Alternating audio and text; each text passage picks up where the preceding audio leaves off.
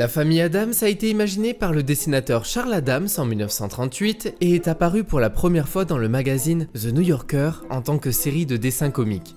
Cette famille est composée de personnages sombres, excentriques et exagérément macabres qui trouvent leur bonheur dans l'étrange et le grotesque.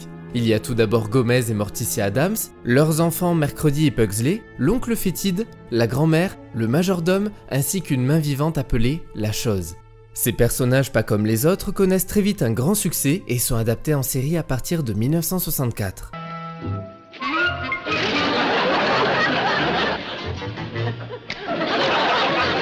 Ensuite, il faudra attendre presque 10 ans pour revoir les Addams, plus précisément en 1973 sous forme de dessin animé. Diffusée sur NBC, la série n'aura que 16 épisodes au compteur. Et c'est seulement au début des années 90 que l'idée d'en faire une adaptation cinématographique est venue. L'histoire est toute bête. C'est en fait quand Scott Rudin, responsable du développement de la 20th Century Fox, s'est retrouvé dans une camionnette avec d'autres dirigeants de l'entreprise que tout a commencé. Tous les chefs du studio étaient là. Barry Diller, Leonard Goldberg et Tom Sherrack. Lorsque le fils de Tom a commencé à chanter le thème de la famille Addams, tout à coup, tout le monde s'est mis à chanter le thème. Dès le lendemain, Rudin propose à Diller et Goldberg de faire un film sur la famille Addams. Très enthousiastes, ils acceptent. Sans trop tarder, une première ébauche est écrite par Caroline Thompson et Larry Wilson. Le producteur contacte naturellement Tim Burton pour la réalisation, mais il était déjà trop occupé sur la suite de son Batman. Rudin va alors se tourner vers un directeur de la photographie. Quand j'étais petit, j'étais un grand fan des dessins de Charles Addams dans le New Yorker magazine. Ils étaient sombres, visuels et sophistiqués. Il était mon dessinateur préféré. Ensuite, je suis devenu directeur de la photographie pour entre autres Quand Harry rencontre Sally et Misery de Rob Reiner. J'étais à Los Angeles quand vers la fin du tournage de Misery, on m'a appelé pour me dire qu'on m'avait envoyé un colis de la part de Scott Rudin, qui était le producteur de la famille Addams. Mais je n'avais pas aimé le scénario et je n'essayais pas d'être réalisateur. J'étais très heureux en tant que directeur de la photographie. Mais d'un côté, j'adorais vraiment ces personnages dessinés par Charles. Alors, j'ai rencontré Scott pour en discuter. Si le responsable a pensé à Barry, c'est parce qu'il était à la recherche d'une personne qui pourrait apporter un style visuel à la fois cool et unique. Il ne voulait pas faire une simple comédie familiale avec des plans fixes. Si ce long métrage se fait, il faut absolument y injecter tout l'univers qui entoure la famille Addams. Sonnenfeld accepte finalement la proposition, à condition que le scénario soit retravaillé. Ensuite, le futur metteur en scène contacte Owen Roizman, un directeur de la photographie qui a travaillé sur L'Exorciste. Les deux hommes se rencontrent et Barry lui promet une chose. S'il accepte de travailler dans ce projet, il aura toute sa confiance, donc une liberté totale sur les prises de vue et l'éclairage. En revanche, il souhaite 3 choses en retour. Tout d'abord, il veut choisir les lentilles, ce qui va parfaitement à Owen, ça lui fera moins de travail. Deuxième chose, il souhaite une lumière spéciale sur le visage de Morticia tout au long des prises. Et troisième point, il faut que le long métrage offre à la fois un noir très appuyé, mais aussi des couleurs saturées. Owen est d'accord avec toutes ces idées et accepte le défi. Excellent! Pendant ce temps, mauvaise nouvelle, la Fox décide d'abandonner le projet, mais heureusement, la société Orion Pictures prend le relais. Maintenant, il faut chercher des comédiens à la hauteur, et il va les trouver. On retrouve entre autres Angelica Houston, qui a reçu en 1986 l'Oscar de la meilleure actrice dans un second rôle dans le film Pretty Sonore. And the winner is Angelica Houston and Pretty Sonore.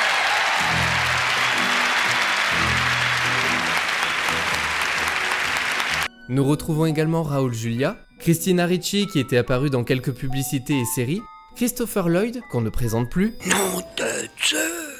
Judith Malina et Jimmy Workman. Une fois ce beau petit monde réuni, le script largement réécrit par le scénariste Paul Rudnick est enfin prêt. Raoul est né pour jouer Gomez. Lui et son personnage ont tous les deux une totale joie de vivre. Nous avons eu beaucoup de chance d'avoir Angelica Houston en tant que Morticia également. Ils étaient tous les deux si parfaits ensemble. La toute première fois où on a lu le premier brouillon du script avec tout le casting, la fin du film était complètement différente. On apprenait que Fétide Addams était en réalité un imposteur. Quand la réunion a touché à sa fin, tous se sont rassemblés et Angelica m'a fait part de son mécontentement au sujet de cette fin. Et Christina, qui avait 9-10 ans à l'époque, nous a expliqué toutes les raisons pour lesquelles la fin devait être modifiée. Elle a été si convaincante que nous avons changé le scénario.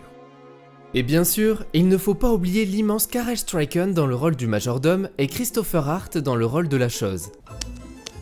Morticia? Morticia quoi? Je ne comprends plus rien quand tu bégayes! Orion avait d'ailleurs sorti quelques années auparavant La main du cauchemar, où un dessinateur perd sa main droite suite à un accident de voiture. Plus tard, sa propre main arrachée revient le hanter pour le pousser à commettre des crimes. C'est de la merde. Le studio avait perdu pas mal d'argent avec ce film et ne voulait pas en ressortir un autre avec de nouveau une main coupée vivante. Mais Barry a insisté pour que la chose soit bel et bien présente.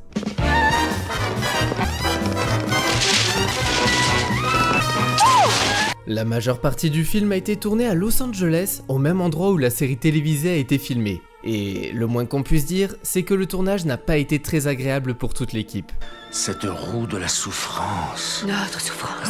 C'est bien simple, ça n'a été qu'un enchaînement de galères. Pour commencer, Owen Roseman a, contre toute attente, démissionné en plein milieu du tournage pour travailler sur un autre film. Charmant. Il a laissé sa place à Gail Tartasol, qui, quelques semaines plus tard, a été transporté d'urgence à l'hôpital à cause d'une infection. La production a donc été interrompue 2 fois. Pour gagner du temps, le réalisateur a décidé de ne pas reprendre de directeur de la photographie et de gérer ça lui-même en plus de la mise en scène. D'autres retards se sont produits lorsqu'un vaisseau sanguin dans l'œil de Raul Julia a éclaté, poussant la production à ne filmer qu'autour de lui jusqu'à ce qu'il se rétablisse. Ensuite, dans ses mémoires en 2014, Anjelica Huston a décrit le tournage de long et ardu. Comme il a été décidé que le personnage de Morticia devait avoir des yeux inclinés vers le haut, ils ont attaché une sangle élastique à l'arrière de sa tête via des languettes en tissu collées sur ses tempes pour tirer les coins de ses yeux vers le haut. Une deuxième sangle a été ajoutée pour équilibrer l'apparence. Les bandes lui ont évidemment causé de gros maux de tête et des éruptions cutanées. Les retirer durant une pause impliquait des heures de travail supplémentaires pour réappliquer son maquillage et sa perruque. Du coup, la plupart du temps, elle restait avec ses languettes. Pour ne rien arranger, les languettes se cassaient très facilement. L'actrice a dû apprendre à se tourner sur ses pieds sans bouger la tête pour éviter ça. Tu es malheureuse, chérie. Oh oui. De plus, elle portait un corset en métal qui l'empêchait de s'allonger. Durant la journée, je pouvais être sujette à de très mauvais maux de tête à cause de mes différentes languettes. Et aussi parce que je ne pouvais pas m'allonger ou me reposer à cause du corset. Le tournage était assez épuisant. Pareil pour la comédienne Judith Malina, qui ne garde pas un bon souvenir du tournage. Elle devait rester plus de 12 heures par jour sous une tonne de maquillage et des prothèses. Selon le metteur en scène, pour s'occuper et accepter cette longue préparation, elle fumait des gros ouinges dans les loges. Le dîner sera un peu retardé. Ici, Médor. Ici, Médor. Alors que Barry est déjà sous une pression énorme, car je le rappelle, c'est quand même sa toute première réalisation, un autre problème se pointe. Alors qu'Orion avait pourtant connu de beaux succès comme Le Silence des Agneaux et Danse avec les loups, la société avait aussi enchaîné plusieurs flops. Alors, les dirigeants ont pris la décision de vendre La Famille Addams qui était encore en pleine production. Faire La Famille Addams a été une expérience difficile. On a largement dépassé le budget et on a aussi dépassé le planning. On a eu quelques semaines de retard. À mi-parcours, Orion a manqué d'argent. Les droits internationaux ont donc été vendus à Paramount Pictures. Le nouveau président de la Paramount détestait les prises. C'était un cauchemar. Je n'avais jamais réalisé avant. Je me suis même évanoui sur le plateau un matin. Il y a eu beaucoup de souffrance, mais il y a eu aussi des jours où on s'est bien amusé. Ma scène préférée est celle où Pugsley et Mercredi jouent leur pièce de théâtre à l'école.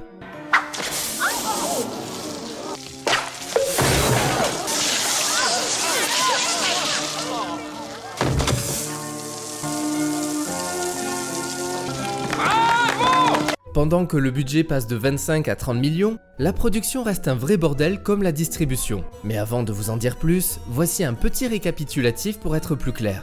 Comme vous le savez déjà, c'est tout d'abord la 20th Century Fox qui avait acheté les droits des dessins animés pour en faire un film. Sauf que Orion avait déjà les droits cinématographiques et voulait à la base sortir une toute nouvelle série sur la famille Addams.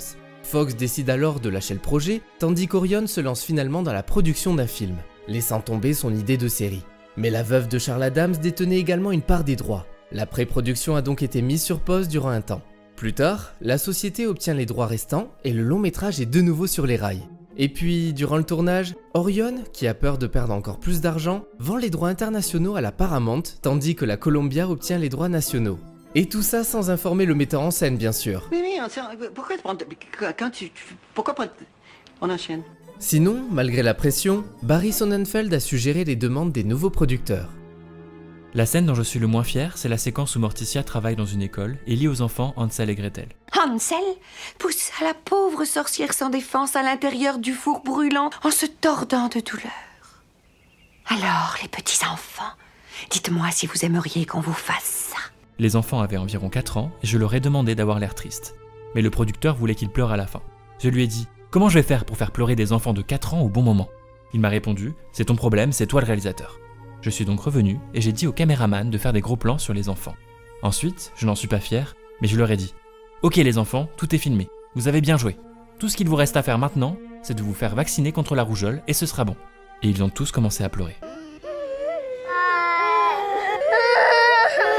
Et comme si ça ne suffisait pas, le réalisateur a également fait face à une sciatique pendant le tournage et a dû arrêter la production pendant plusieurs jours lorsque sa femme a dû subir une intervention chirurgicale majeure à New York. Quelle emmerdeuse! Juste avant sa sortie, la famille Addams a subi quelques coupes après des projections tests. Le numéro musical Mamouchka a été par exemple raccourci.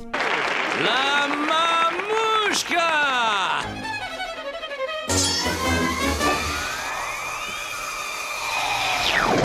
Mamouchka! Mamouchka! La promotion a démarré avec un premier teaser très original.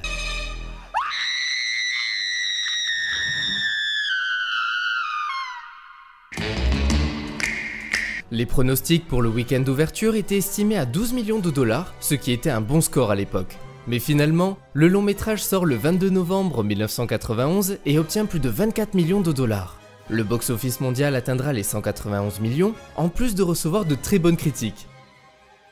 La réussite du film repose surtout sur son casting. La magnifique Anjelica Huston, le regretté Raúl Julia, le désopilant Christopher Lloyd, plus barge que jamais, la toute jeune Christina Ricci, Karel Struycken, aperçu récemment dans Dr. Sleep, et la fameuse Chose, mariée par Christopher Hart, l'homme aux grandes mains. Mark Shaiman, un professionnel de la comédie et du musical, se charge de réadapter en studio le thème cultissime de Vic Mizzy, rythmé par des claquements de doigts. Avec une pareille équipe, Barry Sonnenfeld tire facilement son épingle du jeu dans un genre déjà accaparé par Tim Burton. Le comique de situation absurde et l'humour satirique de la famille Addams ne manquent pas de nous faire mourir de rire quand ils ne nous invitent pas à une relecture politique du film. En effet, cette anti-famille idéale renverse autant qu'elle nous renvoie à l'envers de l'American Dream et son mode de vie capitaliste. Mais malgré les bonnes critiques et le succès financier, les galères continuent. David Levy, un des producteurs de la série télévisée datant des années 60, a intenté une action en justice contre la Paramount Pictures, affirmant que le film portait atteinte à ses droits de propriété. Le procès a finalement été réglé à l'amiable.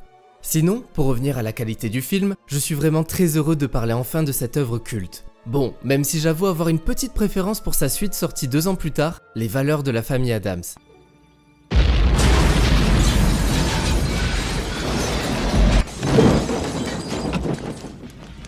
Cette comédie est vraiment unique. D'abord, je vais revenir sur le casting, qui est tout simplement remarquable. Raúl Julia et Anjelica Huston sont absolument parfaits dans les rôles de Gomez et Morticia, apportant une énergie communicative. Ils incarnent avec brio cet amour à la fois passionné et éternel, tout en conservant un certain mystère. Christopher Lloyd en tant qu'oncle fétide est également mémorable, mais surtout très touchant. Mais mère, ne pourrions-nous pas... Ta gueule, Gordon! Arrête de traîner les pieds! Tu n'es qu'un bébé pleurnicheur et inutile! Mais où avais-je la tête ce jour-là? J'aurais dû te laisser dans ton ruisseau! Et puis, il y a Christina Ricci, qui campe à merveille Mercredi Addams. Ce qui fait également la force de ce film, c'est évidemment son sens de l'humour. L'humour noir est omniprésent et ça fait du bien de voir cela dans un long métrage qui se dit grand public. Les gags visuels et les jeux de mots subtils se succèdent, offrant un mélange savoureux d'absurdité et de sarcasme qui ne manquera pas de faire rire les spectateurs de tout âge. En fait, ce ton décalé rend le long métrage rafraîchissant. Et en plus de son aspect comique, le film aborde également des thèmes universels tels que l'importance de la famille, l'acceptation et bien sûr, l'amour. En réalité, sous le vernis sombre et macabre se cache une véritable chaleur émotionnelle qui ajoute une dimension supplémentaire à l'histoire. C'est vraiment très bien écrit. Les décors et les costumes du film méritent également d'être applaudis. L'univers gothique de la famille Addams est recréé avec un soin méticuleux, transportant le public dans un monde aussi sombre que délicieusement fantasque. Pour conclure, avant de vous donner quelques anecdotes en plus, La famille Addams est une comédie hilarante et envoûtante qui allie avec brio l'étrange et le comique. Porté par un casting exceptionnel, une réalisation soignée et un sens de l'humour inimitable, le film est une expérience cinématographique originale et divertissante à ne pas manquer et surtout à ne pas oublier.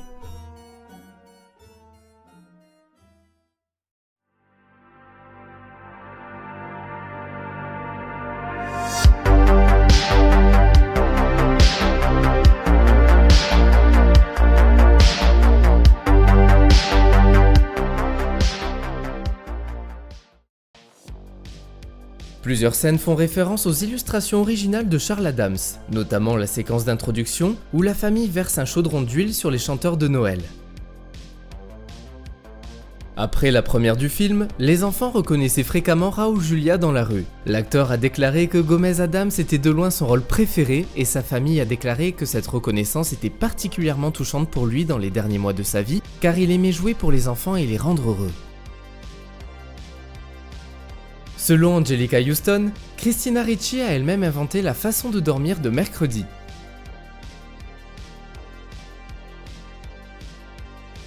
Le réalisateur Barry Sonnenfeld n'avait pas prévu d'utiliser le thème musical de la famille Addams dans le film. Il l'a inclus dans la séquence d'ouverture seulement après avoir vu des réactions positives face à la première bande-annonce qui comprenait le thème.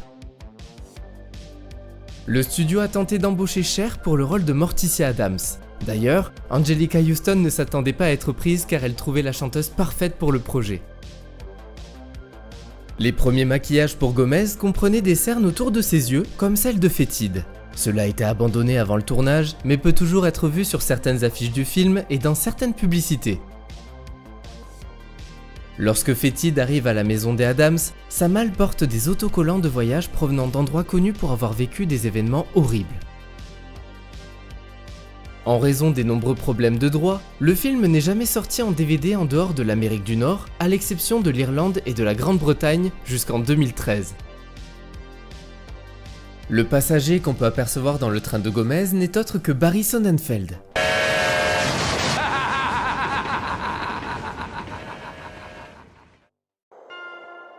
Et voilà, c'est tout pour la famille Addams. J'espère que vous avez passé un bon moment et on se retrouve très vite pour de nouvelles rétrospectives. En attendant, n'oubliez pas de commenter, liker et à vous abonner.